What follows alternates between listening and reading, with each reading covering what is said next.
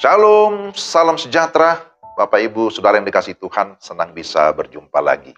Mari kita berdoa sebelum membaca firman Tuhan. Kami memohon pencerahan dari Roh Kudus yang sungguh-sungguh memberikan kami hikmat dan pengertian, sehingga kami dapat memahami firman-Mu dengan baik. Pimpin kami semua dalam nama Tuhan Yesus. Amin. Firman Tuhan dari Ulangan 18 ayat 15. Demikian firman Tuhan. Seorang nabi dari tengah-tengahmu, dari antara saudara-saudaramu, sama seperti aku, akan dibangkitkan bagimu oleh Tuhan Allahmu. Dialah yang harus kamu dengarkan. Demikian Ulangan 18 ayat 15. Tema kita, Yesus, nabi seperti Musa. Saudara yang dikasihi Tuhan, satu keinginan manusia yang sangat besar, tentu terutama orang yang mengaku sebagai umat Allah adalah ingin menemukan kehendak Allah. Tapi bagaimana caranya? Konteks bacaan kita berbicara tentang Israel. Pada umumnya mereka diperhadapkan dengan dua pilihan. Di satu sisi, orang Kanaan mempraktikkan namanya pertenungan, sihir, dan berbagai ragam ramalan.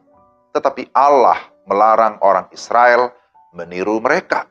Di sisi lain, mereka bisa menyimak suara Allah yang datang kepada mereka lewat para nabi. Ini adalah masalah bagaimana mendengarkan.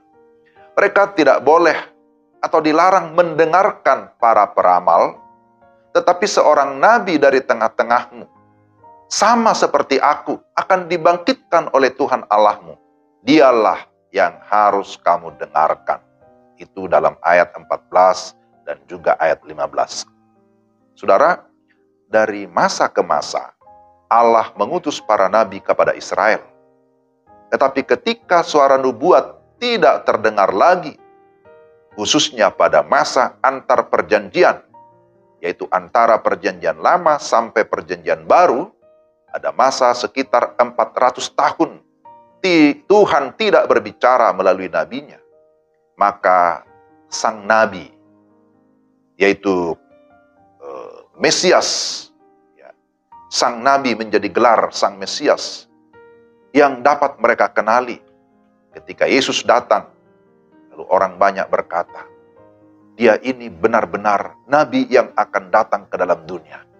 Yohanes 6 ayat 14. Dan dalam satu khotbah awalnya, khotbah mula-mula, Petrus dengan jelas mengaitkan janji itu dengan Yesus.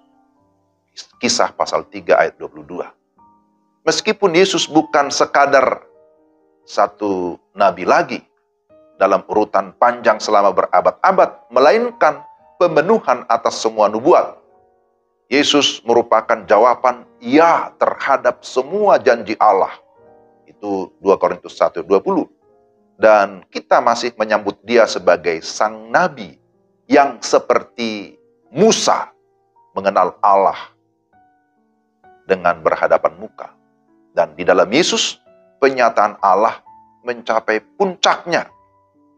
Jadi, saudara-saudara, ini sangat mengharukan bahwa di atas gunung di mana Yesus dimuliakan, suara Allah Bapa mengutip perintahnya sendiri di dalam Ulangan 18 ayat 15 dan menerapkannya kepada Yesus. Nah, sekali lagi Ulangan 18 ayat 15 ya, yang tadi sudah kita baca. Seorang nabi dari tengah-tengahmu, dari antara saudara-saudaramu, sama seperti aku, akan dibangkitkan bagimu oleh Tuhan Allahmu. Dialah yang harus kamu dengarkan. Ulangan pasal 18 ayat 15 inilah yang kemudian dinyatakan di atas gunung di mana Yesus dimuliakan. Ini luar biasa ya. Jadi apa yang disampaikan oleh Musa itu tidak berbicara tentang nabi-nabi yang lain. Ya, karena ada orang yang menafsirkan itu ada nabi yang lain di luar Yesus. Tidak. Tetapi itu menunjuk kepada Yesus yang juga disebut sebagai sang nabi. Dia adalah Mesias yang dijanjikan itu. Jadi perintahnya kepada kita semua masih sama. Dengarkanlah dia. dengarkanlah dia.